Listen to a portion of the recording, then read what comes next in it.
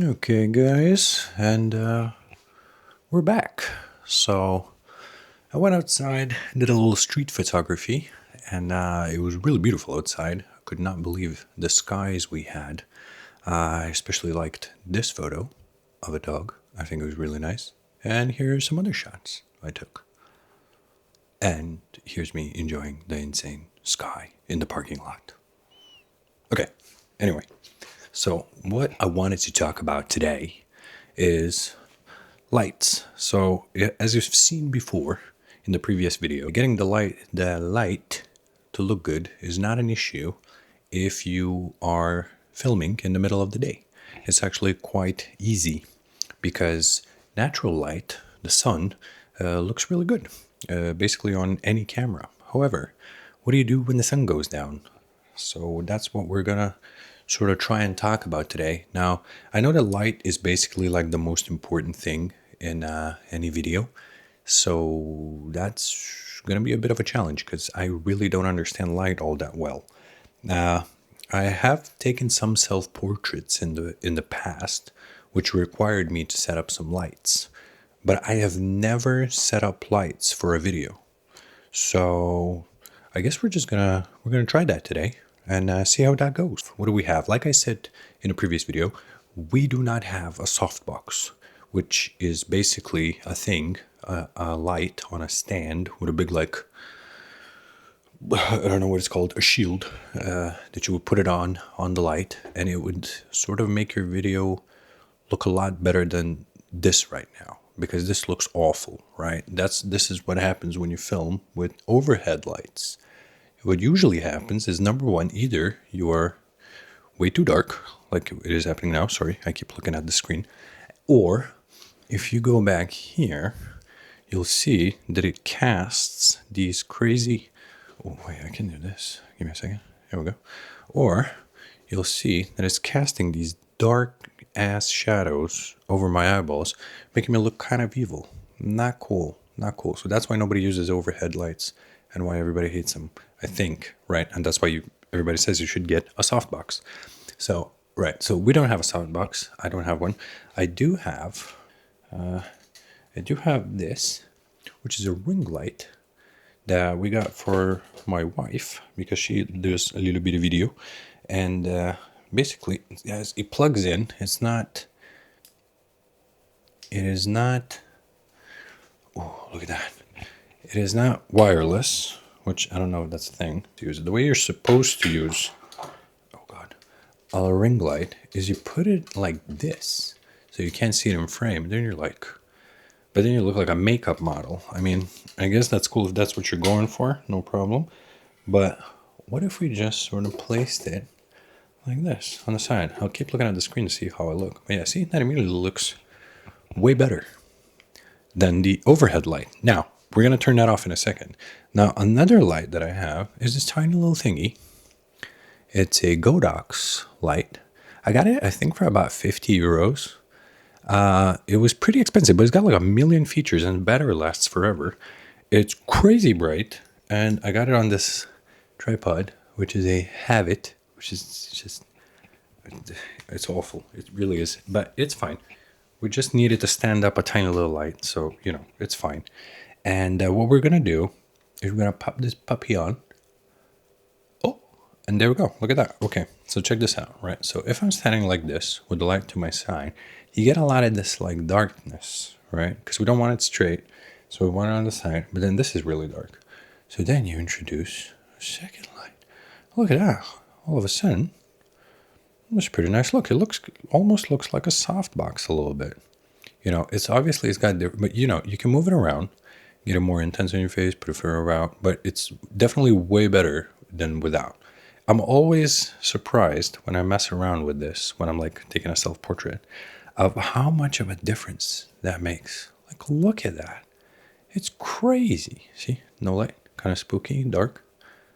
Oh, warm and welcoming. That's incredible. Okay. Whoa, okay. I can make it really bright. Jesus Christ.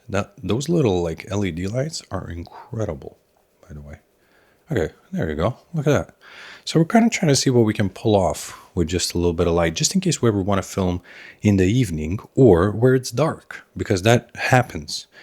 Right, so what else? That's basically all I have. I got these two little lights. Now, the really fun thing about this little Godox light is that it's got all these like crazy features where you can like change it to RGB.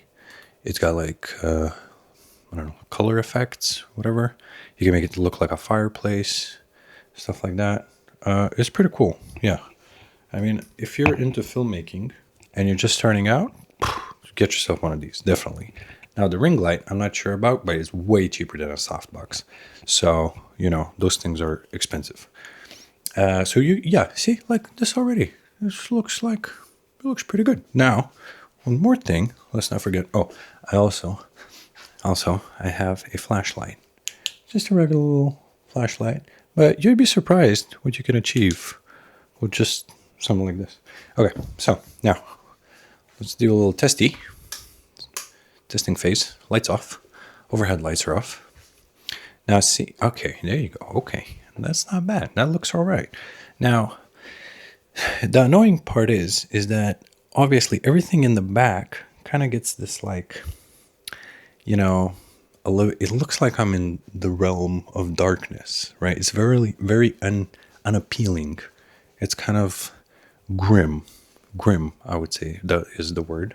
Do not forget that you might have lights in your home that can be used for filmmaking. Now, if you got a really nice house with a bunch of cool lights everywhere, that's awesome. You're halfway there. But if you don't, you can just look around, see if you can find just like a regular little table light. And that might be really fun too. So that's what I'm going to do right now. Give me a sec.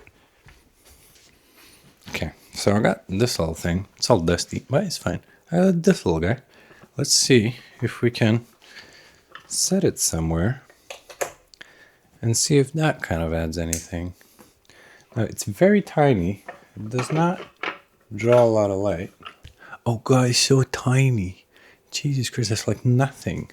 Okay, well, it's on a wire, so I can't put it up here. But I kind of doubt that would make any difference. I could probably like get rid of the shield or whatever and kind of, yeah. But you can use that in really fun ways, which we will try.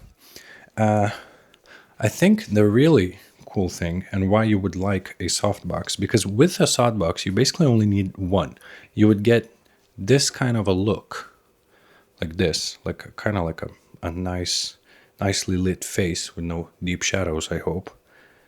And then you would take a light like this and you could set it up somewhere behind you that's like facing the wall, let's say, or something like that. And you can make it like blue. And if you've ever seen YouTubers with these like what look like studios, just kind of, sort of, oh God, this thing is so flimsy. But like I said, we only needed to do one thing, which is just stand a little LED light. So, okay, let's see how that looks. Look at that. Look how much like atmosphere that adds. And I guess I could put it kind of like somewhere here. It's casting crazy shadows, but look at that. And now you add this and you got yourself a pretty decent looking shot, right? It looks like I'm on YouTube all of a sudden. So that's why lights are really important. Lights kind of add a whole nother dimension to your videos. Because, there's depth. There's a lot more depth than there was before. I never know how to say that, right? There you go. This is like a pretty decent looking shot. Now, okay, 1 second. What I wanted to test is how well does I wonder, what if we move this light here a little bit? Oh, I bet she's going to reflect on my glasses like crazy, though. Yeah, Jesus Christ. Look at that. You can really see it. Oh, okay, that's annoying. And that's why you need a softbox and not a ring light.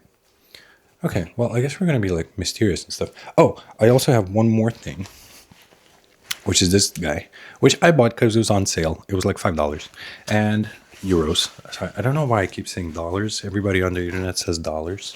So what it is I don't know the name of it, but you're going to love this. Okay, you ready? If you don't know what this is. Jesus Christ. Okay. All right, there we go. It's like it's basically like a softbox. Now, I think they usually use these when they go outside in a photo shoot, and they basically raise this in front of the sun to kind of soften the light a little bit, right? And what it does is, if you look at this light, which is really harsh, it's like blasting me in the face right now. If I put this guy up, see, it's like super soft now, like harsh and bright, soft. And I guess you could edit it in post to kind of raise it up a little bit, make it look even nicer. Now, this thing is great. I've used it for some stuff. It works great with a flashlight, by the way. And it's really fun if you put it on the LED light as well. It's kind of soft because the LED is really harsh. So if you put it in front of it and just stand it up, it's great. The issue is that it's got this little nookie in it, which means that you're supposed to hook it onto things, which is not great because I don't have, I guess, like a light stand is what you need so that you could hook it up in front of a light to get a soft light. But I don't think it, maybe nobody does that. I don't know. Either way, it doesn't matter. I don't know. Okay. And it also comes with this like highly reflective thing that I'll show you.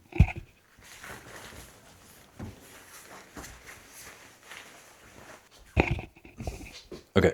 So you got this thing. Now, what is this for? This is the same thing as it's got also like a golden side. I think that's for the sun, for a warmer bounce, but it's for bouncing light. So it's kind of like similar to what I showed you before.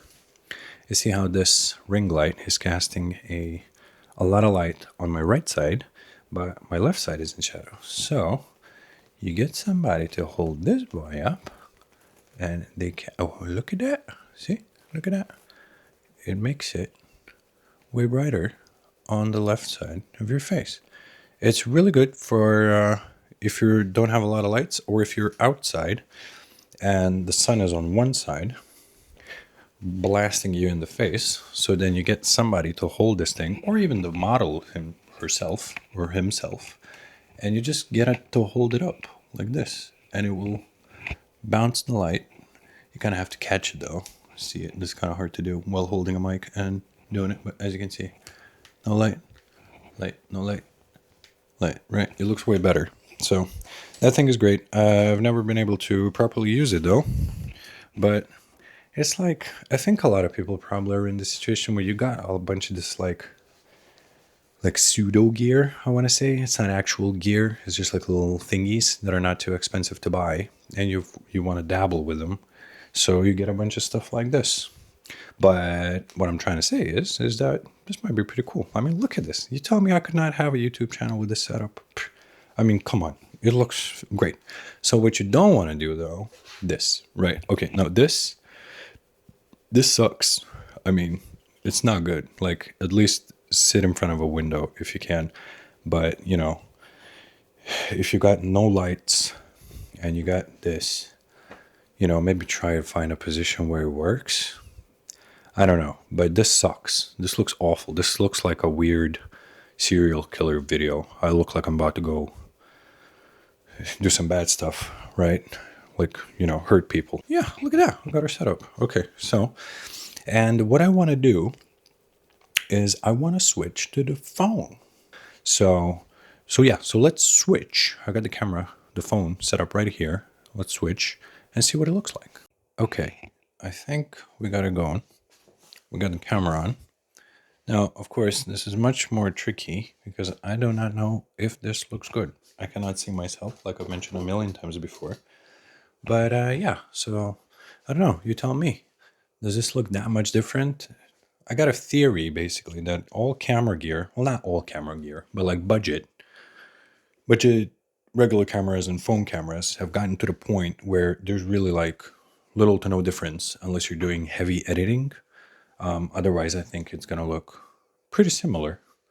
Okay, so we've reviewed the footage.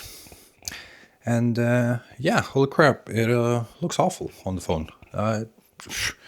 Who knew? But I guess you can kind of, I could have expected it. Now that I think about it, it's kind of like when you are in the middle of the day and you take a photo with your phone And it looks great, right? It looks fantastic. The quality is insane. And you take a photo with your camera, if it's a JPEG, it kind of looks samey. But if you do the same thing in the evening, holy crap, there's a big difference. So it seems that video is the same way. The footage looks really crunchy, really kind of blah, really no good, no good. So I guess for the evening shots, you kind of do need a good camera. However, let's not forget that our phone is very cheapy. Our phone is 400 euros. It's a Samsung A56, which is not a high-end mobile phone. So it would be really interesting to try this with an iPhone or just a better Samsung, like the A26 or whatever it's called. I think the results would be a lot closer than with my cheapy phone. So yeah, I guess if you're setting up lights and you want to film something cinematic, at least in my position, I'm gonna have to use the camera. Yeah, so there you go. I guess proved myself wrong there. You do need some level of gear if you're gonna film cinematic shots in the dark, which is, I guess it's pretty specific. If you just want to film, yourself talking, so you can do it in the middle of the day. It's not gonna look as, I don't know what you would call it, professional, I guess. But this does not look professional, but it does look decent, which is kind of what we're going for. The whole thing about filming and photography is that you don't really have a clue how expensive it all is until you kind of get into it.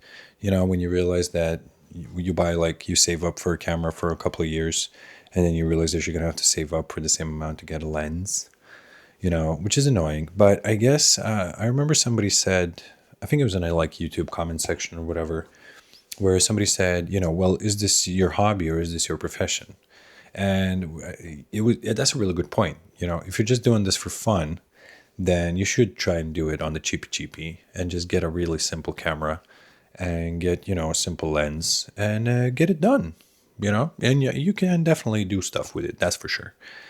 This camera, I think when it came out brand new, was less than $1,000. So, which is basically like the price of a phone now. And the lens I got a couple of years later for half that. So, if we're talking about budget photography gear, this is pretty budget. I actually shot with manual lenses for a long time, like vintage manual lenses, because they're cheap. You can get them for like $80 and they're fantastic. Difficult to use, but really, really fun. And you can get some incredible, beautiful shots with them.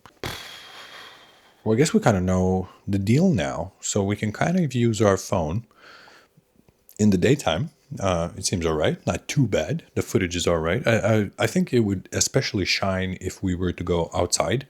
Like I said before, I really would not like to set up this whole thing outside and just talk to it, because it's weird. Maybe in 10 years or something. But for now, the phone would be way more than enough. And but in the evening, yeah, that's where the crunch comes out. It's in low light, it's just the phone camera does not know what to do. Well, this looks pretty darn good. I do have two questions. One is autofocus. It seems that a lot of the time when I am moving around, the Tamron, the Lensy, loses focus of me. It starts focusing on the background, right? When I'm like, look at this. Shouldn't I be in focus? I feel like I should be in focus. So maybe there's some kind of setting that I don't know about. If you guys know about it, ship me up. I'll do it. And because I've never been a big filmer with this camera, so I don't really know. Oh, and white balance. I see that this boy is casting this kind of warmish light. On camera it picks up way differently. Like right now it looks pure white. But then sometimes you're like, I don't know what makes it change. Because it's not me not being in the shot. It's clearly the auto white balance that's trying to do stuff. But I was really orange in a couple of shots. I know. Well, we're moving along, trying to figure stuff out. That's what this is all about. I think that's most of the tests that I wanted to do. We got the mics, we got them set up with both the phone and the camera. We've tried filming ourselves. with the phone in the daytime and with the camera in the daytime. We've also tried filming in the evening, which is what we're doing right now with the camera and with the phone. And we can see that the phone is trash and it's not going to work. So I guess this is kind of like the setup we could use, sometimes. But yeah, I've also seen like some people film in black and white, and that looks great. I love like black and white photography. I do shoot color as well, but black and white looks like really cool on video. So it'd be really interesting to do something with that. But like I said before, we're gonna do like some self portraits, photo manipulation with like typography and stuff, and we're gonna try and edit that, and then we're gonna talk a little bit about the piece, or I don't know, whatever, or just filming yourself and what it feels like to try and do this kind of stuff. Wanted to try it for a really long time. I've never tried it in English, nes aš kalbu lietuviškai šiaip. And this is kind of fun. I'm digging it. I don't know. So let's see if on top of this we can make some cool art. That'd be really dope if we can somehow combine this format. Maybe ramble a little less because I'm still just trying to get used to it. And yeah, and make some cool art. Turn it into a video. Maybe like, I was thinking like maybe we could try and do the art like cinematically a little bit, or maybe just like present it cinematically somehow. I don't know, because I kind of want to show you guys how I make the self-portraits in like this kind of format where it's like janky, because it is janky. That's what real life is like. Real life is janky as hell, man. Not until you're like professional years later.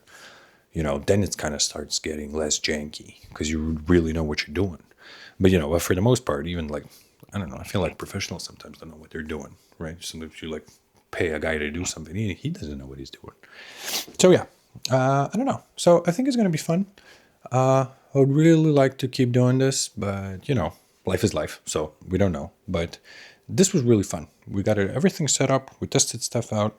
I showed you my stuff. I showed you what it looks like to just, I don't know, start trying stuff. None of this gear, like the only thing is the camera that is like the more expensive piece of gear, but it is the cost of a phone. So I don't know, I'm not shooting with a freaking like a mid format, something, crazy video camera. It's just like a regular photo camera. And yeah, I don't know. So I hope you guys stick around, and let's see what we can do.